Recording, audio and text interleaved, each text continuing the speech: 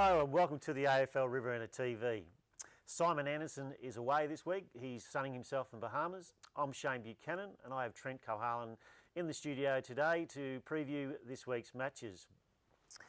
Trent, we're going to preview round 11 matches. You guys went down to the competition leaders Kogelman last week. Should they be premiership favourites? Yeah, I think they should. They certainly came out firing last week, and I think probably the scoreline flattered us in the end. They had plenty of run from half-back, and our forward line sort of failed to match that run coming out of defence, and I think they were basically on top of us all day. So, yeah, I believe they're probably the best side we've played all year, yeah. Now, you guys go in against Kogelman this week, and I suppose, what do you learn out of a defeat against like Kogelman last week? I think we've just got to be switched on from word go. I think our preparation was probably a little bit poor on the weekend, plus we had guys that sort of thought it was just going to happen. We'd had a couple of big wins earlier in the week. I think we'll have a bit of soul searching this week at training and just sort of ask players where they think the season's going for them and what they think we can do to improve, because currently we're sort of sitting there and not really having any great effect. Right. And I suppose things don't get easier this week either. You've got Kogelman at Kogelman, so what are you expecting from the Hoppers out there? Oh, they're tough, and they're always tough at home. Obviously, we had a pretty close game in the first round of games out at Mango. They're obviously tougher to beat at home than they are at our home ground, but they're going to be tough, and they always are. They've got a good, strong midfield and a couple of good key forwards that usually deliver pretty well for them. Right, yeah. We might get into some other matches as well. Kogelman versus Wagga Tigers. I suppose you had a look at Kogelman last week, so what do you take out of that particular match and Kogelman's performance? Yeah, I think to stop Gully, you've got to stop their drive from defence. They get a lot of run from their wings and half-backs, and Brad Aiken in particular provides a lot of run for them. And then Matt Lewington was particularly good on the weekend. So guys like that in their back line move the ball really well. And I think if Tigers are going to beat them, they're going to have to be very accountable and probably provide the same run from their defensive lines as well. What do Tigers need to do to get over the Demons? Yeah, well, like I said, I think defensive run, midfield battle will be good. With Rava up against Gordon and guys like that. Gordon didn't play on the weekend, but I think he'll be back this week.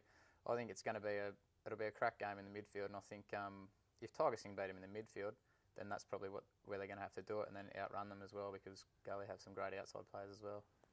Rightio, we've got Tothe Park up against Gairmain. You guys had a strong win, I suppose, against Tothe Park a few weeks ago.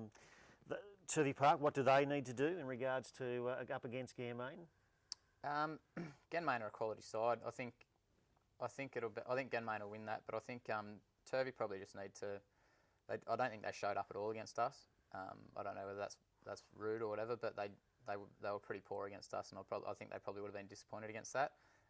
So I think now that they're playing another top 3 or 4 side in Gairmain, they're probably going to make sure that they show up and just put the effort in, I guess, because they didn't seem to against us at all. Yeah. It's a good point, because early in the year, I suppose, three-quarter time, game out of Gairmain, Tothe Park were actually in front of the Lions, and the Lions were over the top of them. So I suppose, as you say, consistency with the Tothe Park boys, being a young team, I suppose they put a good three-quarter performance in there, but didn't go the whole way. It seems a little bit like that. They've knocked off Tigers. They went close to Kogelman and Gully. I think they were leading at stages throughout that game.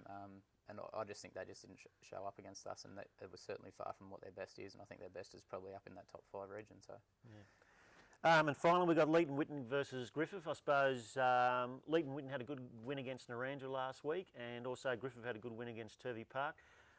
Griffith's still got something to play for, so who do you think will win this particular match? I think Griffith will win that. I think with their on-ball brigade, guys like Orton and Duncan was best on ground. I think he kicked 5 on the weekend. So I think without O'Gary, they've still got a couple of weeks to serve. I think Griffith will get over the top in the midfield and probably win that game. And just with Leeton, I suppose, they're probably a Mango, probably a few years ago, I suppose. They've blooded a lot of kids, and their performances maybe at times been inconsistent, but at the same time, they're showing that they've got some young talent coming up. Yeah, look, they were impressive when we played them out there. They move the ball really quick, and they're hard to keep up with when they do that. But I think like you say, they're throughout each quarter they can lose consistency, I guess, and that's always going to happen with a young side, and it's happened with us for years. So I think their future's pretty bright out there, because they move the footy quick and they're hard to catch when they do.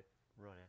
Okay, thanks, Trent. We quickly might just go through the Farrell League and have a bit of an update there. We're at round 10 with 6 matches to go.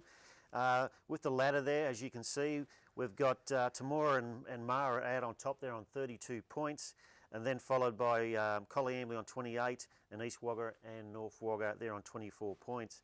It's a really interesting competition at this stage, especially when we look at Mara beaten by East Wagga last week, and also the Northern Jets beating North Wagga. So all goes to well for a really exciting competition there in the Farrer League with 6 rounds to go, and looking for where these teams will finish in the end. And it seems that all these teams can beat each other on a particular day, so it all goes well for the balance of the season. So thank you for watching, and we'll catch you next week. Bye.